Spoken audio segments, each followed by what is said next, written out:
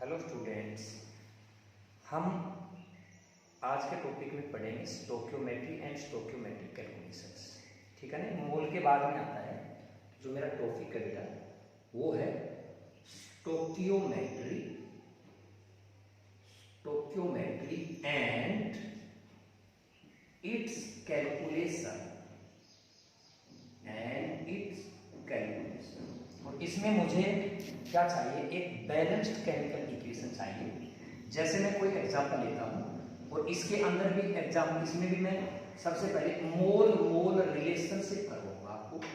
मोल मोल analysis या relationship क्या होता है, और इससे बहुत ही अच्छी अच्छी जो प्रॉब्लम्स है ना रिलेशनशिप, वो मेरी क्या होती है, सोल्व हो जाती है। जैसे सुनो, यहाँ पे लिखा मैंने कोई इक्वेशन लिखी है, जैसे ये लिख दिया मैंने KClO3, इसका नाम होता है पोटासियम क्लोरेट। अगर मैंने इसको कर दिया है हीट, तो यहाँ पे क्या बना, KCl प्लस O। सबसे पहले स्टोक्योमेट्रिक कोफिशिएंट के लिए, स्टोक्योमेट्रिक कैलकुलेशंस के लिए इक्वेशन को बैलेंस करना बहुत जरूरी है।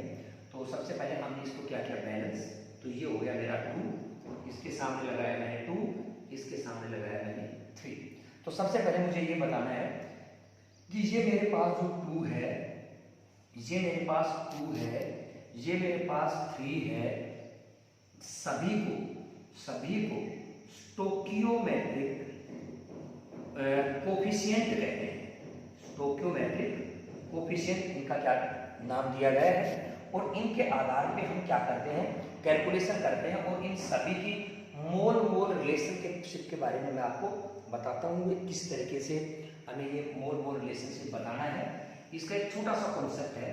देखो यहाँ पे अगर मैं number of mole of KClO3 करूँ, इसी को डिवाइड करूँ स्टोक्योमेट्री से, तो ये बराबर होगा number of moles of KCl divided by stoichiometry number of moles of O2 divided by stoichiometry. Clear. दूसरी बात, अगर मेरे पास ये रिएक्शन है, इसमें सपोज करो इसका मास दिया हुआ है, ठीक है ना। और ये सवाल भी कई तरीके से मैं आपको बताऊंगा। एक छोटा सा सवाल लेकर के मैं आपको बताता हूँ। सबसे पहले लिख रहा हूं मैं केस फर्स्ट, और केस फर्स्ट में भी लिख देता हूं मैं सिंगल रिएक्टेंट।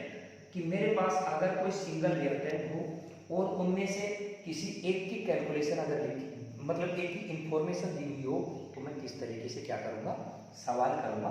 तो जैसे मैं आप लोगों को एक छोटा सा सवाल बोलता हूँ और उस सवाल के जरिए हम ये चीज़ें देख पाएंगे। तो सबसे पहले आप क्या कर लो, एक छोटा सा सवाल लिख लो रिएक्शन मेरी यही रहेगी, ठीक है ना। या फिर लिख लो calculate the weight of KCl and O2। Calculate the weight of KCl and O2 when 367.5 gram KClO3 is heated। मैंने यही एक सवाल बोल दिया है कि जब मैं KClO3 के 367.5 ग्राम को हीट करता हूं, तो मेरा इनका वेट कितना होगा, ये मेरा सवाल है। तो अब मुझे इनका ये भी पता है कि इसका मोल डिवाइडेड बाई 2, इसका मोल डिवाइडेड बाई 2, इसका मोल डिवाइडेड बाई 3 मीन्स इनके सभी के स्टोक्योमेट्रिक कोफिशिएंट से अगर मैं डिवाइड करता हूं, तो सब चीजें क्या होती हैं, बराबर होती हैं। तो देखो इसमें अभी मुझे क्या होता है कि इनमें से मुझे एक वो भी दे रखी है, एक इंफॉर्मेशन भी दे रखी है। तो इंफॉर्मेशन यहाँ पर मेरे पास जो इंफॉर्मेशन है वो क्या है कि 367.5 ग्राम इसका मुझे हीट करना है। इनका मास पूछा है। सबसे पहला काम है कि केवल एक ही इंफॉर्मेशन दी हुई हो। एक ही इंफॉर्मेशन वाले सवाल बहुत ही सिंपल है। अगर आगे भी मैं सेकंड केस में करवाऊंगा जिसमें 2 रिएक्टेंट होंगे जिनमें किसी एक की इंफॉर्मेशन दी हुई होगी, और मैं थर्ड केस ही करवाऊंगा जिसमें मेरे 2 या 2 से अधिक रिएक्टेंट हैं लेकिन उनके अंदर 2 की इंफॉर्मेशन दी हुई होगी। तो मुझे वो सवाल अच्छे लेवल के सवाल बन जाते हैं जिनमें मुझे लिमिटिंग रिएजेंट के बारे में आप लोगों को बताना पड़ेगा, नेगेटिव रिएजेंट निकाल करके सवाल निकाल पाऊंगा। लेकिन यहाँ पे बहुत ही सिंपल सवाल है, इसमें मैंने केवल एक ही चीज दी है। क्या दी है? एक की इंफॉर्मेशन दी है, इसका मास दिया है। तो सबसे पहले मैं क्या number of moles of KClO3 निकालूं। बिल्कुल, कैसे निकालूंगा? Given weight upon molecular weight. KClO3 का मोलिकुलर वेट कितना होगा? 39, और इसका कितना होता है 35.5, कितना हो गया 74.5, कितना जोड़ दिया मैंने 48, कितना हो गया 82 प्लस 40 कितना हो गया 122, 2.5, ये कितने पे कट जाएगा हमारा 3 पे। इसका मोल कितना आ गया मेरे पास 3 आ गया, ठीक है ना। अब देखो मैं इसमें क्या करूंगा, 3 इसका मोल है, इसका मोल है डिवाइडेड बाई स्टोइकियोमेट्रिक 2, किसके बराबर है? इसके मोल। इसका मोल कितना है मुझे नहीं पता, तो यहाँ पे लिख देता हूँ mole of KCl divided by 2। क्या मैं यहाँ पे number of moles of KCl निकाल सकता हूँ? इस 2 को ले जाऊंगा तो क्या हो जाएगा 3/2 इंटू 2 कट गया, मेरे पास कितना आ गया 3 मोल। क्या बेटा मैं वेट निकाल सकता हूँ? वेट ऑफ KCl क्या हुआ मेरा 3 mole into molecular weight. KCl का मोलिकुलर वेट मैं क्या करूंगा, तो KCl का मोलिकुलर वेट कितना आ जाएगा 74.5, जो भी गुना करेंगे मेरा क्या आ जाएगा आंसर। अगर मुझे O2 का निकालना है, देखो तो O2 का मैं यहाँ पे निकाल देता हूँ यहीं पे कि नंबर ऑफ क्या KClO3 divided by 2 is equal to number of moles of O2 divided by 3। इसका मोल तो कितना है पहले निकाला 3 मोल है, 3/2 is equal to number of moles of O2 divided by 3। तो मेरे पास नंबर ऑफ मोल्स किसका आ जाएगा O2 का आ जाएगा, कितना हो जाएगा 9/2। अगर मुझे वेट ऑफ O2 निकालना है तो वो लोग कितना हो जाएगा 9/2 इंटू 16 दूनी 32 हो जाएगा, ये कितना हो जाएगा 144 ग्राम आंसर।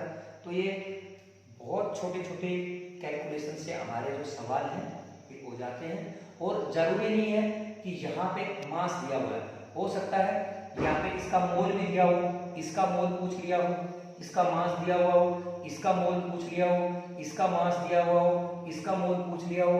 अगर मेरे पास इस तरीके के रिएक्शन हैं और वो बैलेंस्ड केमिकल इक्वेशन है तो उनके अंदर अगर किसी एक की इंफॉर्मेशन दी हुई है तो हम दूसरे का मास और दूसरे का क्या निकाल सकते हैं मोल निकाल सकते हैं।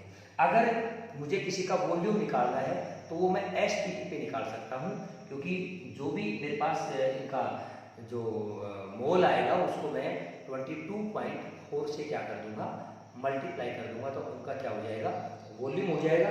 एक छोटा सा क्वेश्चन आप और लिख लो, calculate volume of CO2 gas, calculate volume of CO2 gas in litre produce at STP by heating